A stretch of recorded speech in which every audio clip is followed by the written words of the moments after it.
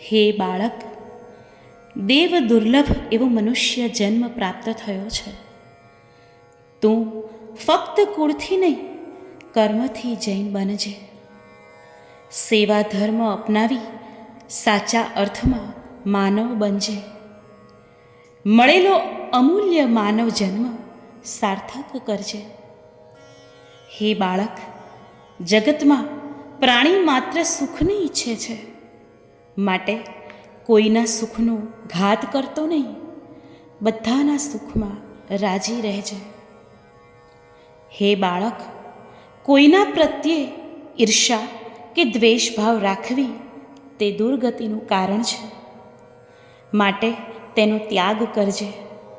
મનને હંમેશા સદવિચારો રૂપી જ ખોરાક આપજે. માણસ જેવો વિચારે છે તેવું જ થાય, માટે કદાપી દુષ્ટ વિચાર કરીશ નહીં.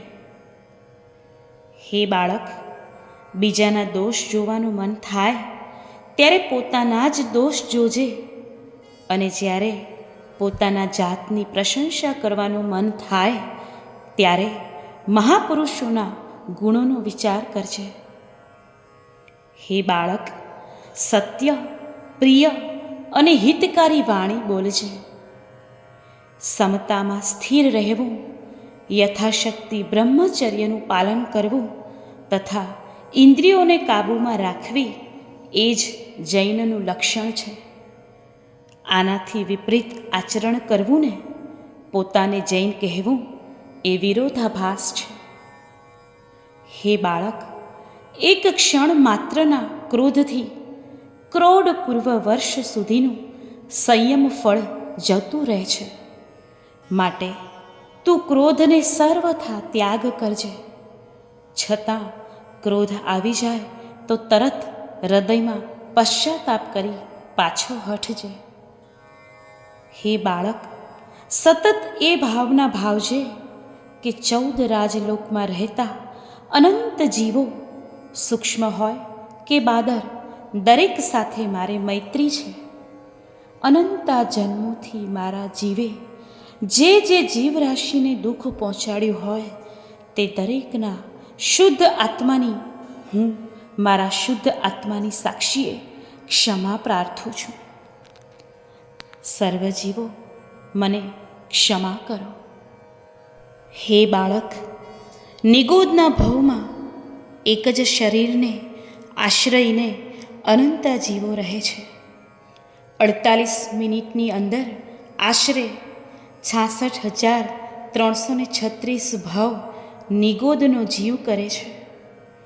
જન્મ મરણની આવી કારમી વેદનામાંથી આપણા જીવને બહાર કાઢનાર સિદ્ધ ભગવંતોને અનંતી વાર પ્રણામ હોજો. હે બાળક, આ પહેલાંના અનંતા ભાવમાં જીવે રસલોલુપતામાં ખાધા જ કર્યું છે. હવે આ ભાવ સંજ્ઞા તોડવા માટે છે. અનંતા ભાવમાં મૈથુન સેવ્યા કર્યું છે. હવે આ ભાવ મૈથુન સંજ્ઞા તોડવા માટે છે. જન્મ મરણના ફેરા કરી કરીને થાકેલા આ જીવને આધ્યાત્મિક શાંતિ મેળવવા માટે છે.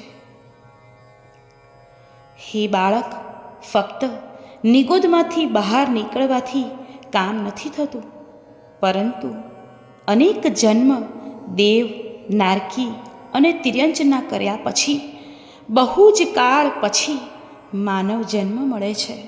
માટે આ ભવમાં મોક્ષ મેળવવાનો પ્રયત્ન કર. જીવ 2000 વર્ષ સાગરોપમ માટે નિગોદમાંથી નીકળે છે. એમાં જો જીવને મોક્ષ ન થાય તો જીવ પાછો એકેન્દ્રિય નિગોદમાં જતો રહે છે. માટે મોક્ષ મેળવવા માટે પુરુષાર્થ કરી માનવ જન્મ સાર્થક કર. હે બાળક, આ શરીર તો ધર્મ આરાધના કરવા માટેનું સાધન છે. તેનાથી કર્મોના ઢગલા ન ખડકાઈ જાય ને તેનું ધ્યાન રાખજે.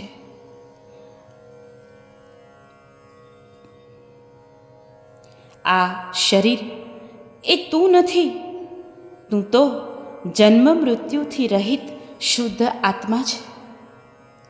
તું કરતા ભોગતા નથી, પણ જ્ઞાતા દ્રષ્ટા છે.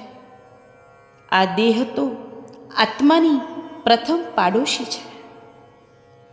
હે બાળક, જગતના સર્વ જીવોનું કલ્યાણ થાઓ એ ભાવના દરરોજ ભાવજે, અને અંતે આપણા આત્માનું પણ કલ્યાણ થાય તેવું અરિહંત પરમાત્માને પ્રાર્થે છે.